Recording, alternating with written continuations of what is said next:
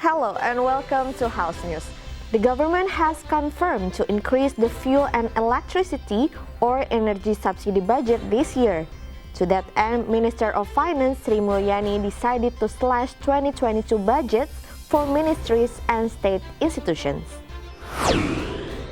This year, Indonesia has again recorded cases of foot and mouth disease. According to the Ministry of Agriculture, more than 5 million livestock have been affected and tens of thousands are sick. West Java Governor Ridwan Kamil's eldest son, who was found dead in a Swiss river after a 2-week search effort, was finally laid to rest. It was a tragedy captured the hearts and minds of an entire nation.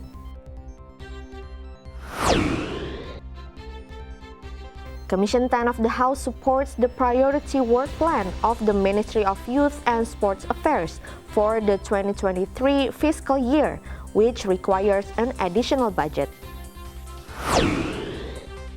With the spirit of reform, the House has already implemented good governance, prioritizing the principles of accountability, transparency, and public participation in every process of public policymaking. Banjarmasin, the city of the thousand rivers, discovered firsthand one of the most important floating markets in Asia. Get ready for an explosion of color and tradition. Members of Commission 11 of the House strongly support new regulation of Ministry of Finance to cut spending of ministries and state institutions by 24.5 trillion rupiah for the 2022 budget year. The fund is allocated to anticipate the urgent needs caused by rising energy and food commodity prices. According to the Minister of Finance, the decision is to anticipate uncertainty surrounding global economy, which affects domestic economy and disrupt the momentum of national recovery agenda. Sri Mulyani asked the ministries and institutions to save the budget, which was considered not a priority. In addition, the budget is used as a reserve fund. Member of Commission 11 of the House Ahmad Najib Qodratullah fully support and appreciates the automatic adjustment budget policy. Therefore, Najib asked the government to use the reserve funds to focus on social assistance and fuel subsidies. Tentu semua kebijakan itu melalui pertimbangan-pertimbangan teknis ya. Relaksasi yang dilakukan Kemenkeu itu sudah melalui pertimbangan yang matang. Saya dalam posisi mendukung. Hanya memang pastikan sifat-sifatnya dalam kegiatan bansos, kegiatan intervensi kebijakan lainnya seperti subsidi BBM dan yang menyangkut dengan kebutuhan masyarakat banyak, terutama masyarakat kecil, ini yang harus menjadi perhatian khusus pemerintah, dalam ini Kemenkeu. Previously, Sri Mulyani claimed the government has responded to the impact of rising commodity prices by topping up energy subsidy spending and compensation payments by 350 trillion rupiah. Andri, TVR Parlemen, reports. Commission 4 of the House has warned the Ministry of Agriculture to immediately anticipate the outbreak of foot and mouth disease in livestock, which has become endemic in Indonesia. The reason is soon there will be an Eid celebration which might have an impact on the distribution of the livestock. At the Nusantara Building, Jakarta recently, member of Commission 4 of the House, Yohanes Franciscus Lema, urges the government to pay serious attention to foot and mouth disease, or FMD, which has been infected livestock. Government reports said FMD has spread to 16 provinces, infecting nearly 1,000 of livestock in Indonesia. Yohanes emphasized Indonesia had been free of FMD since 1986. The outbreak happens nowadays can be said as extraordinary cases. Yohanes added it is important to control the spread of FMD and government is required to tackle the disease immediately. Kemarin ketika rapat pada tanggal 8 Juni 2022, hanya 1 bulan lebih, itu sudah disebutkan ada di angka 14 juta. Kami Komisi 4 melihat bahwa ini adalah suatu peristiwa extraordinary.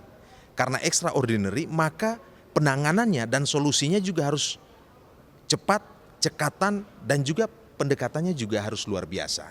Nah, ini yang belum kami lihat ya di Kementerian Pertanian. Kemarin ketika rapat kerja dengan Kementerian Pertanian, teman-teman Komisi 4 banyak bersuara tentang itu. Bahkan saya menanyakan, kalau dibuat skala dari 0 sampai 10, ya 0 itu dianggap tidak berbahaya dan 10 itu sangat berbahaya, ada di angka berapa PMK yang hari ini kita alami? Karena sudah sampai kepada 18 provinsi hari ini. Nah, itu tidak bisa dijawab oleh mereka. Earlier, Director General of Livestock and Animal of Ministry of Agriculture, Nasrullah said government plans to improve 3 million doses of FMD vaccine, as well as produce domestic vaccine at the Center for Pharma Veterinary of Ministry of Agriculture. Panji, TV Parlemen, reports. The body of Emeril Khan Mumtaz, the eldest son of the governor of West Java, Ridwan Kamil, has been sent to the burial site in Cimaung, Bandung Regency, West Java, the hometown of ERIL'S mother. ERIL was buried next to the Al Mumtaz Mosque, which was designed directly by Ridwan Kamil. As quoted from the Straits Times, thousands of people filled streets in Bandung to mourn a governor's son who was found dead in Swiss River last week. The disappearance of Emeril Khan Mumtaz last month has gained national attention. Eril disappeared in Ara River while swimming with his sister and friends. Swiss authorities got his body from a dam after a 12-day search and flown back to Indonesia after running a DNA test. The funeral, which was attended by family and close relatives, was full of emotion. Massive crowds gathered in Bandung to bid goodbye to Eril. Presiden Joko Widodo said he contacted the governor to pay his deepest condolences. Cabinet ministers and politicians also paid their respects, welcoming Eril's body on arrival in Jakarta and meeting Kamil before the funeral. Eril died after being swept away in the Ara River in Bern, Switzerland. His body was later found in the Engehalde Dam by an elementary teacher on her way to school. The allocated budget for Ministry of Youth and Sports Affairs Kemenpora is considered much lower in 2023. Members of Commission 10 of the House regret such issue as it will impact to the work performance of Kemenpora, particularly on Indonesia's sports achievement. In a working meeting at Nusantara One Building Jakarta recently, Sofiantan mentions Kemenpora has put high standard to the athletes. However, the budget to support the demand is not sufficient. Sofian assessed Kemenpora needs to get more funding in order to maintain training and development for national athletes. It is hoped Indonesia can earn more achievements when participating in international level. On the other hand, athletes' planning and development should be measurable as well as in line with other institutions. Selama ini, kita tidak boleh lagi selalu mengandalkan bahwa kita nggak bisa berprestasi lebih tinggi karena dengan dana yang sangat terbatas. Itu tidak bisa mengatakan terus-menerus alasan yang seperti ini.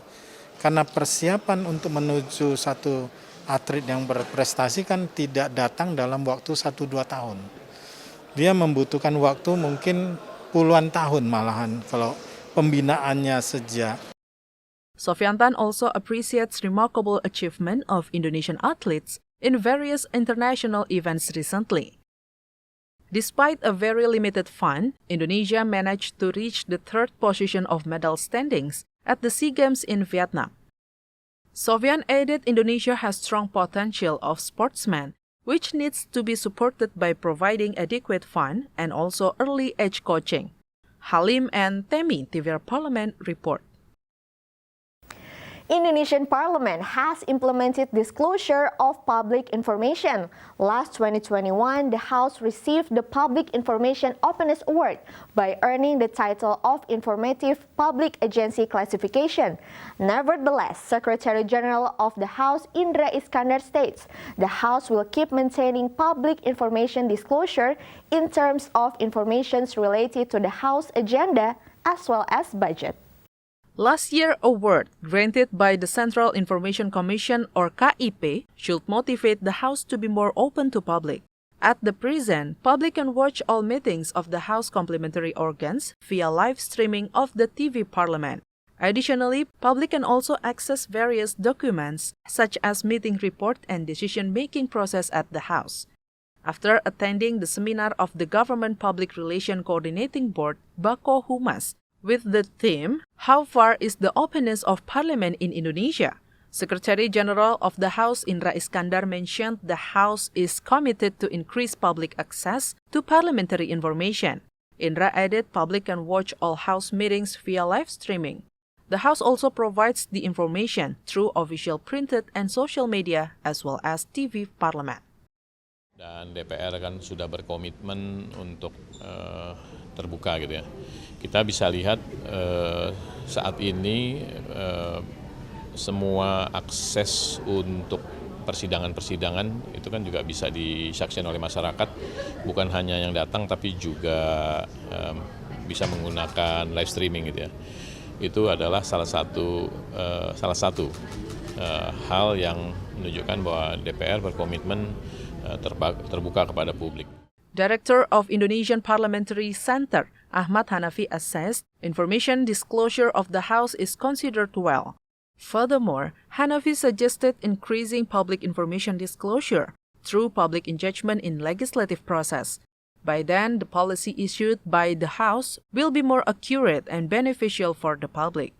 Yang diharapkan dari keterbukaan itu bukan membuka gitu saja, tapi ada tujuan. Nah, saya kira tujuan lain dari keterbukaan yang lebih spesifik itu yang harus dikontekskan dengan parlemen, itu soal partisipasi yang lebih bermakna. As currently, the Secretariat General of the House continues to improve integrated and comprehensive big data, which is very crucial in supporting all parliamentary work and functions. The data is also used as the realization of the House as a modern parliament. Teresia Enzia, TVR Parliament, report. An absolute must-see when in Banjarmasin is the Lok BAINTAN floating market on the Martapura River. Held daily for over 500 years, this vibrant, colorful market is widely regarded as the most authentic of its kind in Southeast Asia. Taken from Indonesia tourism, floating market is an iconic of Banjarmasin city. There are 3 popular floating markets in Banjarmasin, namely Muara Kuin, Siring, and Lok BAINTAN floating market. All these traditional markets have unique characteristics where the merchants are selling their products on traditional boat. Lok BAINTAN floating market is the most crowded among other floating markets which located in Pinang River, Banjar. What makes Lok BAINTAN floating market more rare and unique is the buyer usually pay in barter methods. Rupiah is not a main currency exchange. People will generally exchange crops such as vegetables and fruits, and the exchange amount depends on the agreement between merchant and buyers. The floating market is a cultural heritage of Banjar people, which is said to have existed for hundreds of years, to be prized since the days of Banjar Sultanate. This floating market originated from the tradition and culture of the Banjar people themselves. In addition to transactions carried out on traditional boat, another uniqueness of Lok BAINTAN is because traders and buyers are also not fixed in one place, but continue to move with the flow of the river. And that's House News for today. Thank you for watching everyone and have a good day.